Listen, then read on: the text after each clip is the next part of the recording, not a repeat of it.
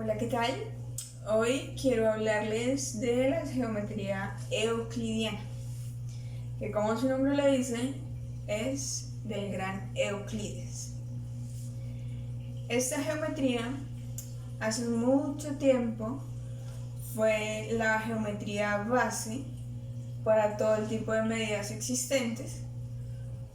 Esta se regía por 5 postulados, los cuales eran, según Euclides, totalmente ciertos y verídicos, hasta que luego de 2000 años llegó un nuevo matemático a revolucionar todo eso, ya que hizo una nueva proposición de que este quinto postulado no era verídico, no era como Euclides lo había dicho, e hizo una demostración por medio de otras geometrías, las cuales luego de eso se denominaron como geometrías no euclidianas. Y esas son las que veremos a continuación. En los tiempos de Kant, habían dos teorías que representaban el sumum de la ciencia y que fueron para él referentes fundamentales: la mecánica de Newton y la geometría de Euclides. La primera era todavía una novedad en pleno proceso de desarrollo, pero la geometría euclidiana tenía más de 2 milenios gracias a que los árabes la conservaron, y se encontraba más allá de toda duda, representando la esencia misma de la racionalidad. Hasta la propia teoría de Newton estaba soportada en la antigua geometría del genio griego. Esta soledad absoluta se refleja, por ejemplo, en las categorías a priori kantianas. En 13 volúmenes, con el nombre de Elementos, Euclides reunió el saber geométrico de su época, desde finales del siglo IV a.C.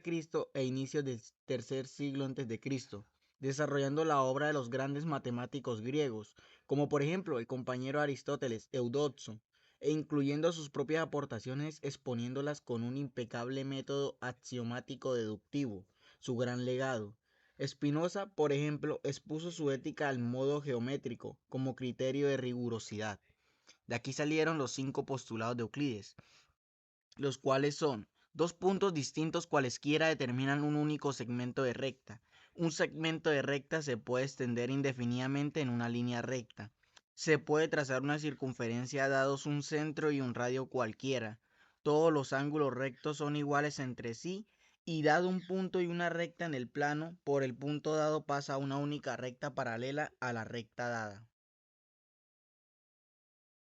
Ahora bien, este quinto postulado, a diferencia de los demás, no podía ser tan evidente ni tampoco podía ser demostrado o derivado a partir de otros, lo cual fue un punto de inquietud y de incomodidad para los matemáticos.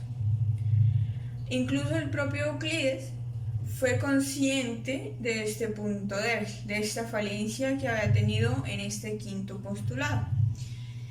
Y es que era muy fácil negar tal postulado, lo cual podía hacerse por medio de dos métodos.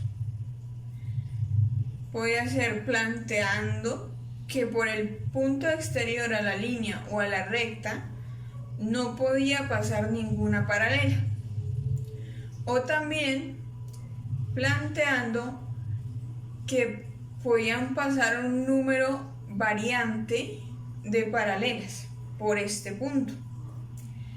En cualquiera de los dos casos se estaría negando dicho postulado, lo cual claramente estaría totalmente contradiciendo el sistema que ya estaba generado y apropiado por Euclides.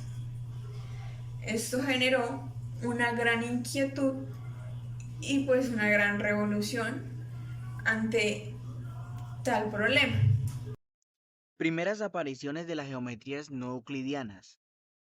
Gerolamo Saccheri, un jesuita italiano nacido en 1667, que inventó, sin saberlo, una geometría diferente a la de Euclides, pocos años después de la muerte de Newton, en 1733, cuando Kant era apenas un niño de 9 años. Sacheri llegaba al final de su vida publicando en Milán un libro asombroso, que sin embargo no trascendería, y cuyo título era Euclides ab omni naevo vindicatus, lo que traducido libremente significa Euclides libre de todo defecto.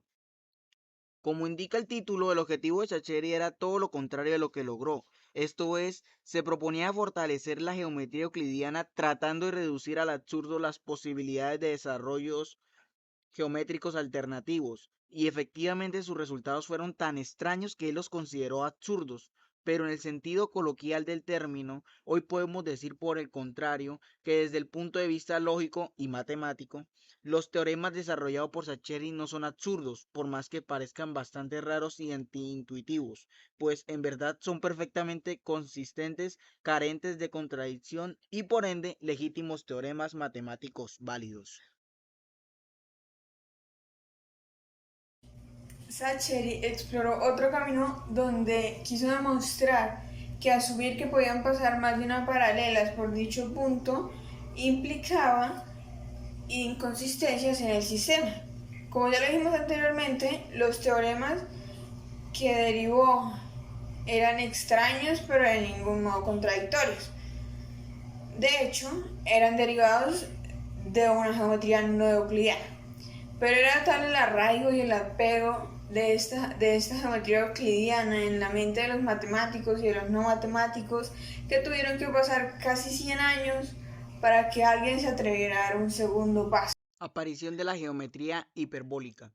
La primera persona que desarrolló de manera consciente una geometría no euclidiana, entendiéndola precisamente como una nueva geometría, fue el matemático ruso Nikolai Ivanovich Lobachevsky, que en 1829 publicó en Kazan Bulletin un artículo que desplegaba una nueva geometría siguiendo la misma dirección que había trabajado Sacheri un siglo antes, afirmando la pluralidad de paralelas por un punto exterior a una recta. Casi simultáneamente, en 1832, pero en forma independiente, el húngaro János Bolyai escribió un apéndice al libro de su padre, Wolfgang Farkas Bolyai, con el título de La ciencia absoluta del espacio. A esta geometría se le conoce como hiperbólica o geometría de Bolyai-Lobachevsky, en honor a los dos pioneros, pero en los años 30 del siglo XIX estos trabajos no tuvieron ninguna repercusión. El gran matemático del pasado siglo, Carl Friedrich Gauss, dijo haber obtenido resultados similares en 1829, pero lo cierto es que no lo publicó en su momento. Bolyai no volvió a escribir sobre el tema. En cambio, el ruso siguió insistiendo el resto de su vida, publicando desarrollos de su sistema en francés, en 1837 y en alemán en 1840, tratando inútilmente de superar la barrera idiomática antes de morir y sufriendo de ceguera. Lobachevsky publica en 1865 su pangeometría en francés y ruso.